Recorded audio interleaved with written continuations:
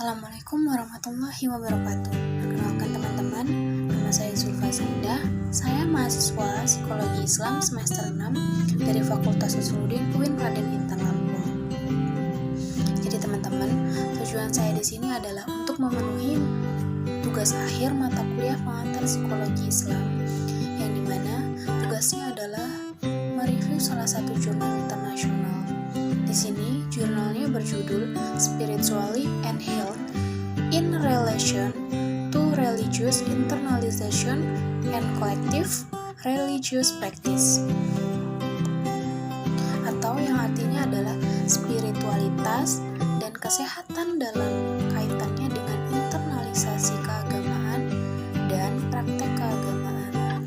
Jurnal ini ditulis oleh Muhammad Khufran yang berasal dari Universitas Kauman India, yang dimana jurnal ini adalah Journal International of Islamic Psychology yang ditulis pada tahun 2020, volume 3 nomor 1. Lalu, apa sih tujuan dari penelitian ini?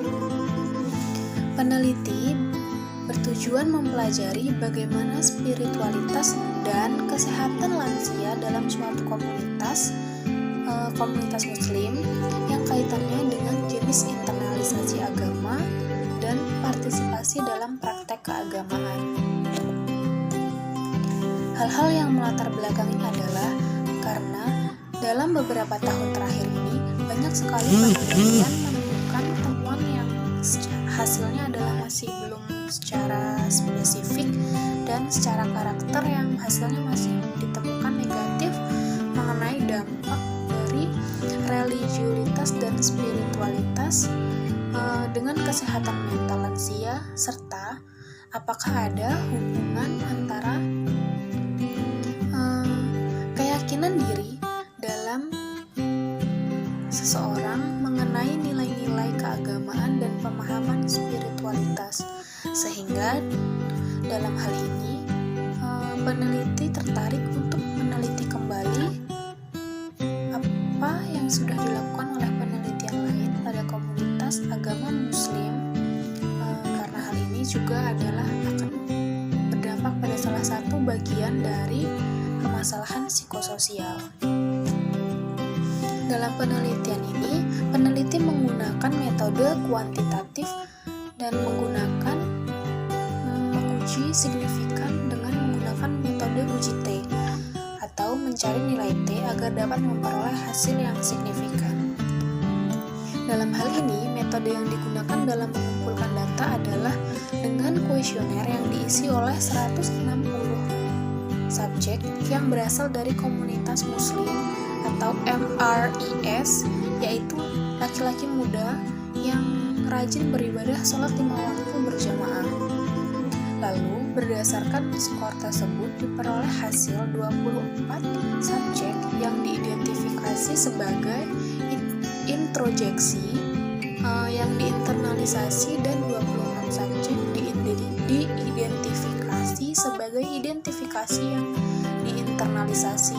Jadi, sampel akhirnya dalam penelitian ini menggunakan 50 subjek, 24 dengan 26 subjek, jadi 50 subjek. Setelah itu, hasilnya adalah peneliti tersebut terdapat perbedaan yang sangat signifikan antara subjek yang menginternalisasi keyakinan dengan praktek keagamaan atas dasar identifikasi dan subjek diinternalisasi keyakinan dan praktek keagamaan berbasis introjeksi spiritualitas. Dalam hasil tersebut, itu hasilnya memperoleh taraf signifikan dengan hasil 73,47 signifikan spiritualitas dengan mereka yang rajin melakukan ibadah, serta memperoleh hasil 89,56 yang hanya menginternalisasi dengan identifikasi dari keyakinan agama dan kepercayaan. Dalam hal ini, uji T standarnya adalah T 2,23 sampai 0,05. Akhirnya dapat disimpulkan bahwa penelitian ini menunjukkan jika agama dan spiritualitas tidak bertentangan. Namun, tergantung bagaimana seseorang menginternalisasi keyakinan dan praktek keagamaannya. Dalam hal ini dapat diungkapkan bahwa subjek dengan partisipasi dalam praktek keagamaannya serta partisipasi dalam keyakinannya menunjukkan bahwa gejala somatoform itu lebih rendah, yaitu gejala kesehatan mental. Dengan demikian, hubungan antara praktek keagamaan dan kesehatan psikologi subjek itu berbagai fungsi dari internalisasi keagamaan mereka yang dilakukan.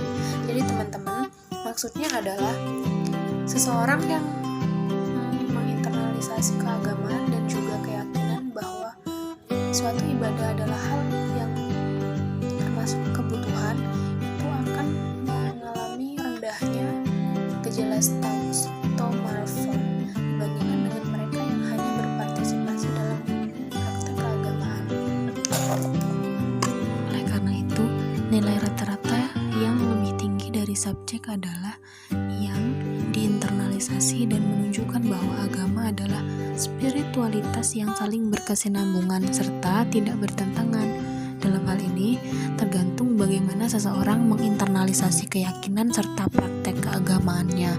Jika seseorang menginternalisasi keyakinan dan praktek keagamaannya, maka ia akan merasa lebih menikmati dan merasa puas melakukan dan menjalankan kehidupannya.